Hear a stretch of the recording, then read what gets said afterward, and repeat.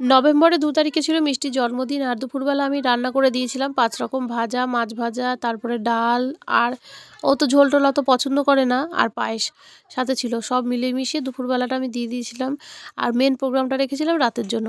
যেহেতু ওর বাবা বাড়িতে ছিল না, আর রাত্রিবেলা আমাদের ওর জন্মদিনটা আমি বেশিরভাগ রাতেই রাখি, কেননা ঠান্ডা ঠান্ডা পড়ে তখন, আর পিকনিক পিকনিক একটা ভাব আসে।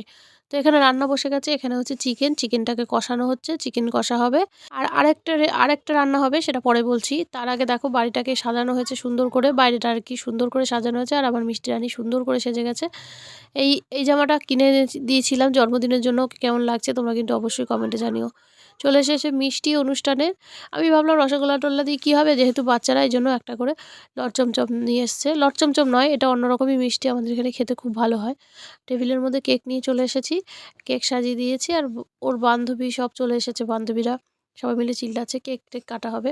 আর এদিকে যে বললাম পরের রান্নাটা তোমাদেরকে বলছি। পরের রান্নাটা আশা করি তোমরা বুঝতেই পারছো কী হচ্ছে। বিরিয়ানি হচ্ছে এক হাঁড়ি। এই হাঁড়িটায় সব বিরিয়ানি ধরবে না, এই জন্য আবার পরে আরেক হাঁড়ি হয়েছে।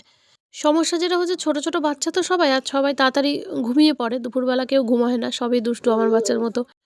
তো এবার এই জন্য এই হাঁড়িটা বসুক, তারপর ওদেরকে খেতে দিয়ে দেবো। আর এদিকে কেক কাটার প্রস্তুতি চলছে, এখানে সব ক্যান্ডেল ম্যান্ডেল জ্বালানো হচ্ছে। আমি ও দিদিরাই সব করে দিয়েছে, ওকে রেডি থেকে শুরু করে সব করে দিয়েছে। আর এদিকে দেখো টেবিলটাকে সাজানো হচ্ছে। ও একদম রেডি, আর ওর সব বন্ধু বান্ধবী মানে যারা যারা আছে সবাই চলে এসেছে, সবাইকে নিয়ে দাঁড়িয়ে পড়েছে। এবার তোমাদের তো বলাই হয়নি, এবার আমার মিষ্টির ৮ বছর পূর্ণ হয়ে নতে পা দিল। তো ইচ্ছা আছে ১০ বছরে যখন পড়বে, মানে পূর্ণ হবে, তখন একটু ধুমধাম করে জন্মদিন করব। আর দুষ্টু তো এখনও দেরি আছে। এই দেখো ম্যাজিক ক্যান্ডেল।